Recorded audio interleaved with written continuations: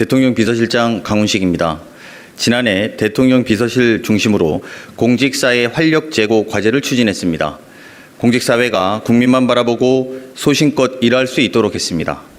정책감사를 폐지했습니다. 국민의 생명 안전을 지키는 공무원들의 처우를 개선했습니다. 비효율적인 정부 당직을 76년 만에 전면 개편했습니다. 일 잘한 공무원을 파격적으로 포상하는 제도도 신설했습니다.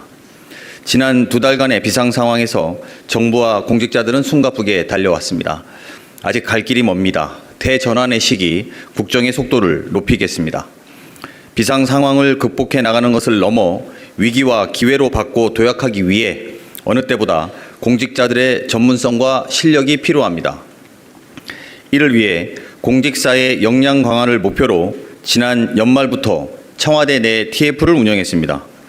관계 부처와 함께 5가지 주요 과제를 마련했습니다.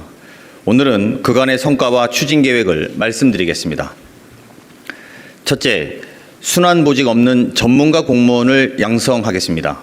AI, 국제통상, 노동감독 등 높은 전문성과 경험이 필요한 분야는 7년 이상 장기 재직하여 실력을 쌓도록 하겠습니다. 주기적 보수교육을 강화하고 현장에서 쌓은 전문성은 공식적으로 인증해 인사에 반영해 나가겠습니다. 여러 부처에 필요한 전문 인력은 범부처적으로 관리하겠습니다. 예를 들어 인공지능 전문가 공무원은 과학기술정보통신부, 산업통상부, 행정안전부 등 부처 칸막이 없이 일하게 하겠습니다. 기존 일반직을 전문가 공무원으로 전환해 올해 700명 이상, 2028년까지 1200명 이상 확보하겠습니다. 신규 증원 시 일정 비율을 전문직 정원으로 지정해 투트랙 인사체계를 확립하겠습니다. 둘째, 5급 승진 패스트트랙을 도입합니다. 역량 있는 실무자들을 빠르게 관리자로 성장시키는 제도입니다. 뚜렷한 성과와 잠재력을 보여준 실무자들을 추천받아 철저한 실적, 역량 검증을 거쳐 조기에 승진시키도록 하겠습니다. 선발된 인원들은 중요 정책 추진 부서에 배치해 정부의 핵심 인력으로 키우겠습니다. 패스트트랙은 올해 100명을 시작으로 단계적으로 확대할 계획입니다. 향후 5급 공채와 함께 관리자 양성 경로로 정착시켜 실적과 성과 중심의 공직 문화를 만들겠습니다. 셋째, 공직사회의 개방성과 역동성을 높이겠습니다. 민간 우수 인재를 공직으로 더 많이 모시겠습니다. 현재 중앙부처 국장 과장급의 7% 수준인 개방형 임용직위를 2030년까지 12% 이상으로 올리겠습니다. 직위에 따라 연봉 상한을 없애고 민간 출신은 퇴직 후에 취업 제한 부담을 완화해 문턱을 낮추겠습니다. 지방과 중앙, 부처와 부처 사이 인적 교류도 활성화합니다. 지역 기반의 대규모 사업을 원스톱 지원하는 프로젝트 기반 인사 교류를 통합 지방정부에 시범 도입합니다. 정부 역량을 상향 평준화하고 국정 성과를 신속히 내도록 정부 안팎에 우수 인력을 유연하게 활용하겠습니다. 넷째, 공무원들의 직무 역량을 제때 함양하도록 공직 생애주기별 교육을 체계화하겠습니다. 입직 때부터 기초 역량을 확실히 갖추도록 하겠습니다. 시간 채우기식 교육에서 벗어나 현장에서 필요한 전문성을 키우겠습니다. 자기주도 학습 계좌 제도와 학습의 날을 도입합니다. 자기주도 학습 계좌는 개인별 학습비로 생성형 AI 구독, 자격증 취득과 같은 직무 역량 제고에 활용할 수 있습니다. 연간 최대 3일간의 학습의 날은 온전히 역량 개발에 집중하는 기회를 제공하게 될 것입니다. 고위공직자들이 각 분야 최고 전문가들과 함께 최신 이슈를 학습하는 주기적 학습 모임도 도입하게 됩니다. 현장의 목소리를 직접 듣고 미래 정책 방향을 모색하도록 하겠습니다. 끝으로 국가적 차원에서 해외 인적 네트워크를 체계적으로 관리하겠습니다. 전략경제협력 대통령 특사의 임무를 수행하면서 국제사회 인적 네트워크의 중요성을 절감하게 되었습니다. 정부와 공무원들이 쌓아온 글로벌 네트워크를 지속 가능한 관리 체계로 만들겠습니다. 제외 공간, 부처, 공공기관 등 정부 내에 나누어져 있는 정보를 단계적으로 통합 연계하겠습니다. 통합 관리되는 해외 네트워크는 국익을 최대화하고 국민의 생명과 안전을 보호하는 데 효과적으로 활용하겠습니다. 이상 공직 역량 강화를 위한 과제 추진을 위해 즉시 관계법령을 개정하고 신속하게 실행하겠습니다. 이번 대책이 급변하는 환경 속에서 정부와 공직사회의 역량을 획기적으로 도약하는 데 밑바탕이 되리라 생각합니다. 앞으로도 적극적이고 책임 있는 행정을 위해 공직사회의 굳어진 관행을 걷어내는 혁신 과제들을 계속해서 추진하겠습니다. 이상입니다. 오늘 세부 질의의 답변은 인사수석께서 하도록 하겠습니다.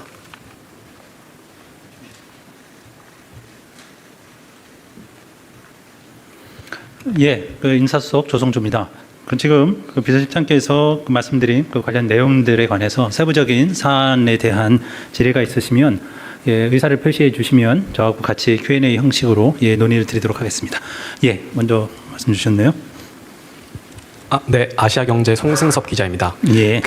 오늘 발표해 주신 방안은 아닌데 그래도 공직 역량과 관련되어 있는 거라서요. 예. 대통령께서도 한번 언급하셨는데 공무원들이 이제 초과 근로를 했는데 거기에 대한 수당을 안 주는 것도 이상하다. 이 문제를 좀 개선해야 되지 않겠냐 했는데 이 부분은 지금 오늘 발표해 주신 내용에 없어서 이건 좀 어떻게 논의가 이루어지고 있는지 궁금합니다. 이해하시는 것처럼 오늘 내용은 이제 이전부터 저희가 TF 형태로 해서 준비해 왔던 과제들이고요. 그다음에 이전에 1차 활력 제고 때 이제 이런 것들을 다음에 준비하겠다라는 5가지 중심으로 말씀을 드렸고요. 지금 질문 주신 거는 이제 초과 근무와 관련해서 그때 대통령께서 업무 보고하는 중간에 이제 말씀 주셨던 사안입니다. 그래서 관련 내용들을 저희들이 세부적으로 지금 검토를 하고 있는 중이고요. 구체적인 시간 제한이라든지 아니면 개별적으로 어떤 범주까지 초과 근무가 실제적으로 보상될 수 있게 할 건지 하는 것들에 대한 구체적인 내용을 좀 검토 중입니다. 늦지 않은 시간 내에 관련 내용들을 다시 한번 발표하는 그런 시간을 갖도록 하겠습니다. 말씀 주셨습니다. 매일경제 오수연입니다. 작년 11월에 용산에서 이 같은 내용으로 브리핑이 있었는데 당시에는 직권남용죄 남용을 막기 위한 법 개정 추진 방침을 밝히셨거든요. 이 관련돼서 어떻게 좀 추가적으로 진행되고 있는지 말씀 부탁드립니다. 지금 말씀 주신 건이 지난번 여기 이전하기 전에 아마 용산 기자실에서 저희가 11월에 해당 내용을 말씀드렸던 기억이 납니다. 그래서 그때 이제 5가지 정도를 저희가 추가적으로 말씀을 드렸었고요. 그 당시에 이제 감사원의 정책감사 폐지하는 것, 그다음에 이제 직권남용죄 개정 이런 부분들이 있었습니다. 실제 이제 이 부분은 저희가 민정수석실하고 협의를 같이 해서 진행을 해오고 있고요. 감사원 정책감사 폐지는 그 당시에도 말씀을 좀 드렸습니다만 감사사무 처리 규칙이라든지 감사원법 개정이라든지 하는 그런 법령 작업들이 좀 진행이 되고 있고요. 직권남용죄는 이제 형법과 관련된 부분입니다. 그래서 형법의 직권남용죄에 관련 조항들을 보다 좀 구체적으로 기술하는 그런 내용이어서 현재는 개정 작업들이 좀 진행되고 있다 이렇게 보고를 드릴 수가 있을 것 같습니다. 참고로 그때 기억이 나실지 모르겠습니다. 그 외에 재난안전, 그다음에 정부 당직, 그다음 우수 공무원 인센티브 확대 이런 5가지를 공직 활력 제고 형태로 해서 5가지를 보고를 드렸었고요. 근래 이제 많이 보도되고 있는 각 부처별로 하는 특별 포상금 이런 것들이 지금 인센티브 제도의 일환으로 시행되고 있다 이렇게 말씀을 드릴 수 있을 것 같습니다. 추가 질의 있으시면 부산일보 박스코 기자입니다. 두 가지 질문 드릴게요. 오늘 발표하신 것 중에 첫 번째로 전문가 공무원 양성에서 7년 이상 동일 분야에 있어서 이제 장기 재직할 수 있도록 해주는 아주 좋은 취지인 것 같은데 지금도 이제 기업과의 유착이나 증가 내후 이런 문제 때문에 공직자들이 특정 분야에 나갈 때 퇴직 이후에 이제 취업 제한 제도 같은 게 있잖아요. 2년인가? 이제 이런 전문가 공무원 육성은 좋은데 방금 말씀드린 그런 부작용 같은 게 더 많이 작용할 수도 있을 것 같은데 오래 근무했기 때문에 거기에 대한 보완 대책이 있는지 궁금합니다. 그리고 다음 질문은 이제 프로젝트 기반 중앙지방 인사교류 문제 있잖아요. 이게 이제 프로젝트 이게 그러면 하나가 끝나면 기존에 교류했던 인사는 원위치가 되는 건지 그거 하나 하고 그다음 지금 현재 중앙지방 공무원의 직급이 다른데 이 교류 과정에서 이건 어떻게 조정하게 됩니까? 두 가지 말씀 주셨습니다. 그 첫 번째는 이제 전문가 그 공무원 양성하는 것과 관련해서 이것이 그 다른 부작용은 없겠는지 그거에 대한 뭐 보완 뭐 이런 부분을 좀 말씀을 주셨습니다. 예, 실제적으로 이 지금 뭐 구체적인 내용상 이 전문가 공무원 그룹들은 이제 실무자 그룹들이 상당히 많습니다. 그리고 그 다양한 어떤 단속이라든지 아니면 장기간 특별 업무가 필요한 직위, 예를 들자면 통상이라든지 그 정부 내에서 이제 근래 논의가 많이 되고 있는 그 특사경, 특별사법경찰 그 직위, 뭐 이런 그 단속이라든지 하는 것, 그 다음에 노동부에서 하는 근로감독관, 이제 이런 직위들이 이제 주로 전문가 이 공무원 그룹들의 이제 일환으로 들어오게 될 것이고요. 근데 장기간 이제 근무를 하게 되는데요. 통상 이제 저희가 예측하기로는 이분들이 그동안 그 민간으로서의 그 교류라든지 아니면 민간으로의 이제 퇴직, 뭐 이런 부분들이 이렇게 많은 직종이라고 보기는 좀 어려울 것 같습니다. 상대적으로 또 취업 제한 제도는 이해하고 계시는 것처럼 한 3년 정도 해당 그 직무 관련성에 따라서 일단 취업 심사를 받게 되고요. 거기에 따라 그 3년 정도는 그동안 업무한 것들에 대한 많은 부분들을 좀 평가받는 이런 제도가 운용이 되고 있기 때문에 그 부분에 대한 필요성들은 저희들이 좀 더 구체적으로 그 필요성 여부가 이제 논의되는 대로 다시 더 보완 여부를 검토해 나가도록 하겠습니다. 두 번째 이제 프로젝트 기반으로 하는 요 부분과 관련해서 이제 중앙하고 지방 정부의 어떤 식으로 이 부분이 좀 진행될 수 있느냐라는 건데요. 저희들이 이제 참고로 지금 국가 뭐 AI 컴퓨팅 센터라든지 해서 지금 전남도에서 유치한 뭐 이런 부분들을 하나의 이제 저희들이 롤 모델 한번 생각해 볼 수 있겠다라는 생각을 하고 있는데요. 지금 그 지방 정부에서 어떤 구체적인 프로젝트를 진행하려면 사실 이제 중앙부처하고 그 관련되는 부분들이 상당히 많습니다. 뭐 인허가 관련된 부분들도 그렇고요. 아니면 그 외에 이제 다른 여러 가지 이제 절차적인 부분 아니면 그 과정에서 해결해야 되는 부분 뭐 이런 것들이 상당히 많이 존재합니다. 그래서 그런 경우에 이제 국가적인 필요성에 따라서 중앙부처 공무원이 주로 해당 지역에 가서 파견되는 형태로 근무를 하게 될 것이고요. 그 기간이 일정 기간 일종의 이제 프로젝트 베이스이기 때문에 그 프로젝트가 종료가 되면 원칙적으로는 이제 해산이 되고 원부처로 이제 복귀한다 이렇게 보시면 되는데요. 그 전체적인 프로젝트가 이제 상당히 좀 장기간이나 아니면 큰 프로젝트를 저희들이 염두에 두고 있기 때문에 그 시한은 상당히 좀 아주 단기간은 아닐 거라고 저희들은 생각을 하고 있습니다. 그리고 중앙하고 지방은 그 직급적인 문제는 기존에 있는 그 지방 조직의 중앙부처 공무원들이 들어가는 그런 개념보다는 그 새로운 형태로 그 TF나 단을 만들어서 거기에서 새로운 편제로 해서 국가직, 그런 지방직 공무원들이 같이 모여서 하나의 프로젝트를 해결하는 이런 형태로 진행될 것이기 때문에 아까 말씀하신 것 같은 그런 어려움이나 뭐 이런 것들은 특별하게 그 발생하지 않을 것으로 그렇게 예측하고 있습니다. 예, 쪽 가운데 예. 네, 취재 편의점 장윤선 기자입니다. 뭐 실무적인 거 몇 가지 좀 여쭤보려고 하는데요. 예. 그 공무원들의 직무 역량 강화를 위해서 생애주기별 체계로 이제 뭐 교육을 강화한다는 건데 연간 사흘간 학습의 날을 정해서 이게 공부가 될지 좀 궁금하고요. 네. 그 주기적인 학습 모임을 도입하겠다고 하는데 어떤 방식으로 어떻게 고위공직자들이 모여서 학습을 하시겠다는 건지도 좀 궁금합니다. 뿐만 아니라 네. 그 국제사회 인적 네트워크 관리를 그 정부 차원에서 지속 가능한 모델을 만들겠다는 건데 이게 대체로 보면 이제 개인 대 개인의 관계인데 이거를 중앙 정부가 어떻게 관리를 하겠다는 건지도 궁금합니다.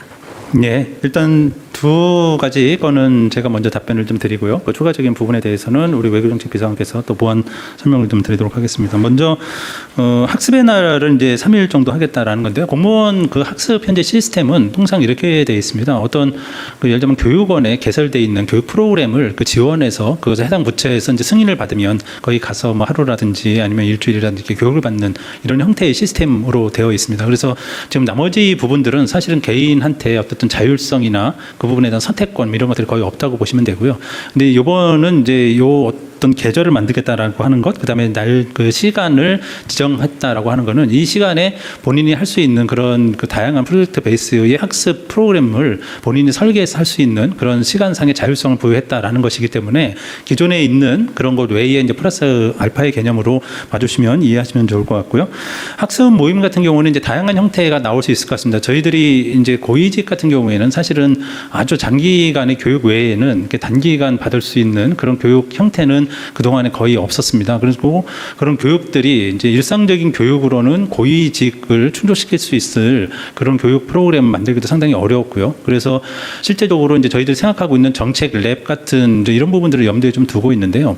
어떤 하나의 현실에서 발생하고 있는 문제점들을 가지고 그 프로젝트 베이스로 사람들이 같이 모이는 겁니다. 그래서 그 당사자가 되는 뭐 국장이 그 주도가 되고 그다음에 거기에 관련돼 있는 관련 부처 사람들을 그럼 섭외를 하고 그다음에 그 교육을 주최하는 곳에서 전문가 그룹들을 같이 보완을 해줘서 일정 주기별로 같이 모이고 현장을 방문하고 하면서 어떤 문제점들이 있고 그 문제에 대한 해결 그다음에 이해 관계자들의 입장은 어떤 것인지 하는 것들을 현장에서 직접적으로 보면서 해 나간다라는 그런 새로운 교육의 개념이고요. 이런 부분들에 대한 고민은 그동안 뭐 여러 차례 좀 있어 왔습니다만 현장에서 실제 잘 이루어지지 않았고 특히 이제 고위직 같은 경우에 교육 프로그램이 그 기존의 일방적인 집합식 교육보다는 이런 교육이 훨씬 유용할 거다라는 판단이 있고요. 그래서 그런 부분들을 활성화해 나가겠다 이제 이런 취지입니다. 아까 이제 인적 네트워크와 관련된 부분 말씀 좀 주시겠습니까? 우리 그 주로 이제 외교부에서 관련 그 인적 네트워크 DB 데이터베이스 부분은 좀 진행을 하도록 돼 있어서 그 부분에 관해서 답변을 좀 하겠습니다. 외교정책비서관입니다. 질문 주신 사항에 대해서 좀 답변을 드리겠습니다.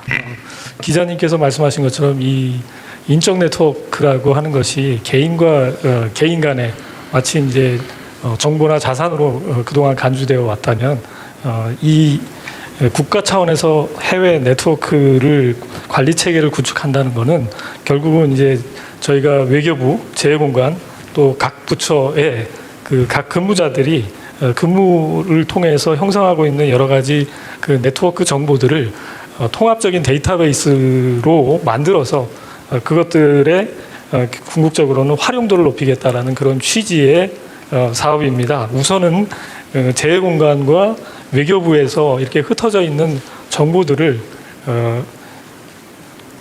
데이터베이스로 만들고 그리고 2단계에서는 이 재외공관과 외교부뿐만이 아니라 각 부처하고도 연결을 시키고 그리고 3단계에 가서는 그러한 것들을 좀 더 이 활용이 잘 될 수 있도록 그렇게 좀 더 개방하는 방향으로 지금 검토를 하고 있고 지금 현재는 지금 1단계에 지금 사업을 지금 추진 중에 있습니다.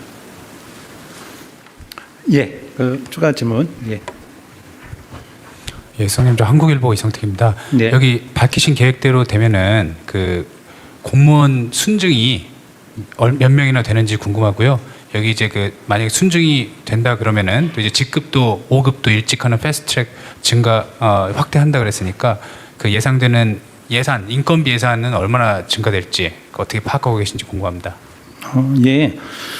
지금 아마 이쪽과 관련해서 그 전체적인 부분은 공무원 자체의 어떤 순증 뭐 이런 개념하고는 좀 다른 개념입니다. 그러니까 여기 그 전문가 공무원 같은 경우에도 그 기존의 공무원들 중에서 이 일반직 공무원들 아니면 아까 말씀드린 이제 각각 개별 분야에서 근무하고 있는 공무원들을 그 순환보직 루트로 타고 있는 일반직 공무원들을 전문가 공무원으로 전환시키겠다라는 개념이거든요. 그래서 1,200명까지 늘리겠다 아니면 10%면 한 2,500명까지 저희는 생각을 하고 있습니다만 이런 인원이 순증 개념으로 늘어나는 것이 아니라 기존에 있는 일반직 공무원들이 그 순환보직하던 2,500명이 그 전문가 그룹 트랙을 타는 2,500명으로 바뀐다 이런 개념으로 봐주시면 될 것 같고요. 그 밑에 그 5급 승진 패스트 트랙도 마찬가지입니다. 이거는 이제 기존의 공무원 채용은 외부에서 그 인원을 새로 충원하는 개념입니다만 여기에는 이제 기존 재직자들 중에서 특히 이제 6급에서 5급으로 올라가는 이 트랙이 상당히 오래 걸립니다. 통상 한 10년 가까이 그 승진 연한이 걸리는 경우가 많아서 그런 경우에 만약에 7급이나 이제 9급으로 입직한 공무원들 같은 경우에는 물리적으로 보통 정부에서 전체 현황이 좀 비슷한데요.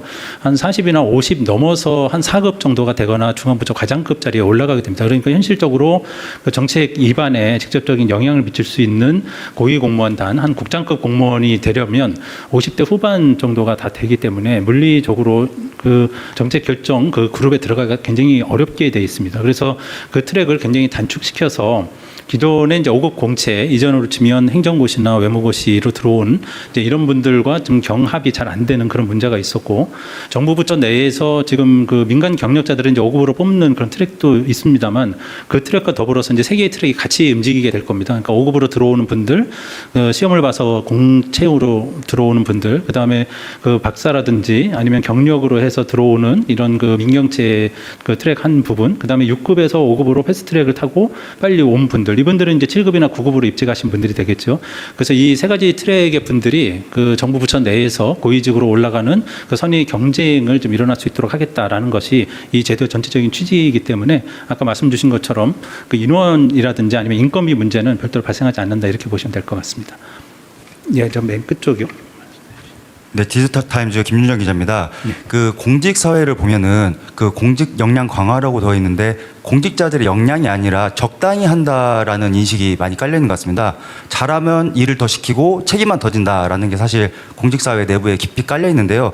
이 그 권한하고 책임의 비대칭성이 굉장히 강하다, 일선에서 얘기하는데 해결할 방안이 있는지, 또 하나 질문이 있는데, 그 아까 민간 출신이나 기업인 출신들을 그 지방정부에서 데리고 와서 부지사를 시킨다거나 아니면은 그 3급 이상을 주어서 혁신하려는 사례도 있었는데 거의 대부분 못 견디고 나간 경우가 상당히 많았습니다. 가장 큰 게 그 초과 근무라던가 그 공무원들을 일하게 독려하는 과정에서 갑질로 가거나 아니면 이제 공무원 노조나 공공기관 노조에서 일어나서 굉장히 쫓겨나는 경우들이 많았거든요. 또 이런 부분들은 좀 어떻게 해소하실 생각이신지.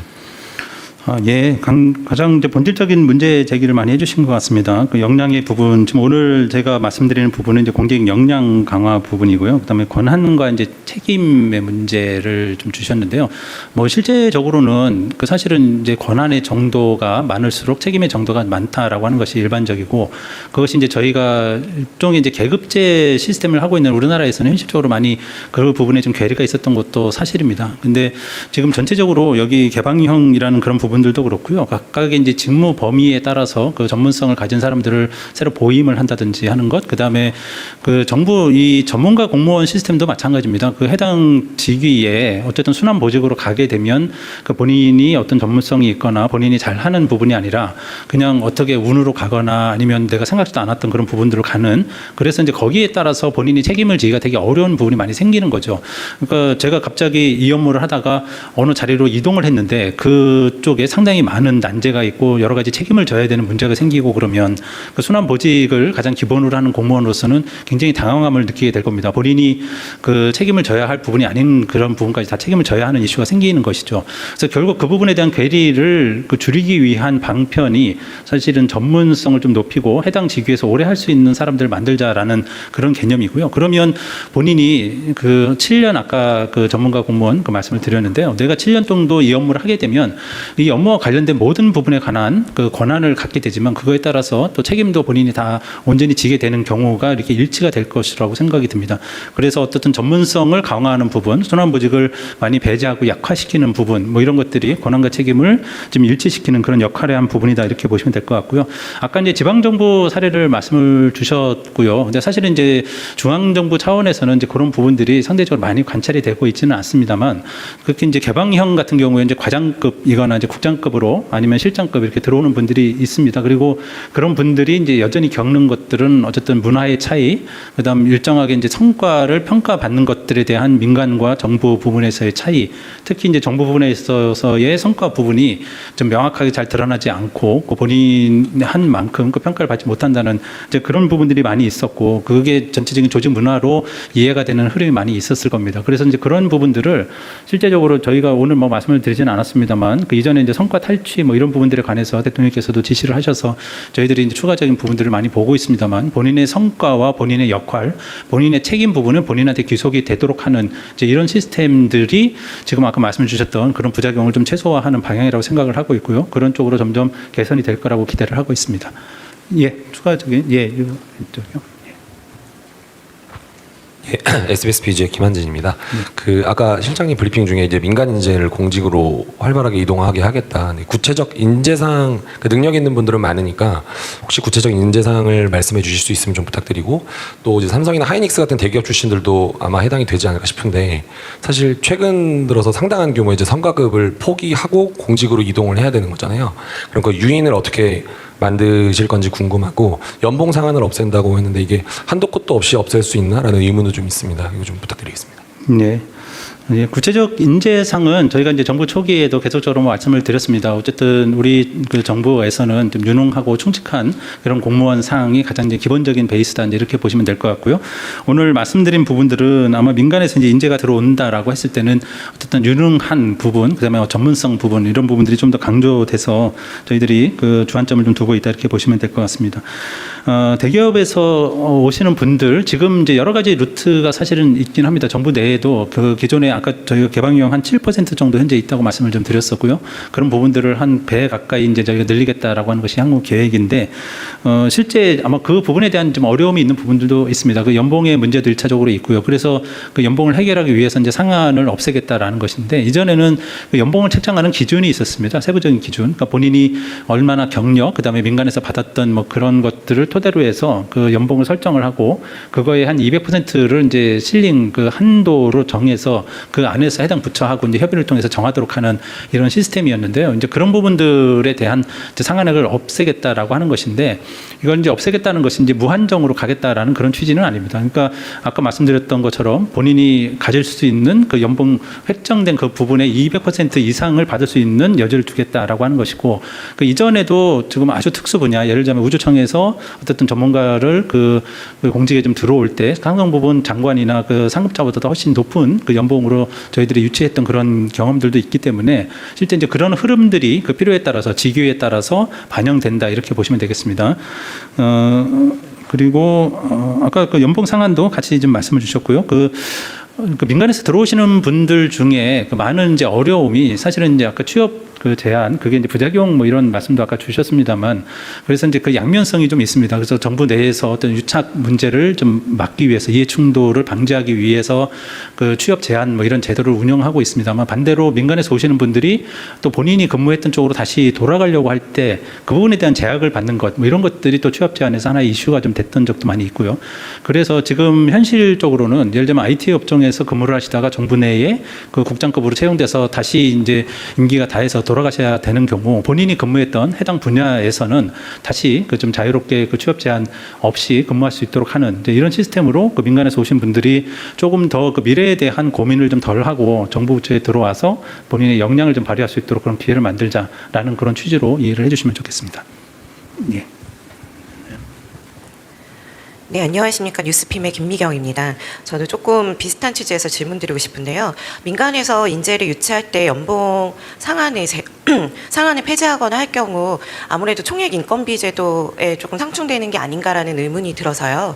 그럼 아까 이제 관계 법령 정비하신다고 했을 때 이 총액 인건비 제도도 좀 그 정비를 하시는 건지 대통령님께서도 한번 정비해야 된다라고 필요성 언급하신 적 있었던 것 같아서 좀 질문드립니다.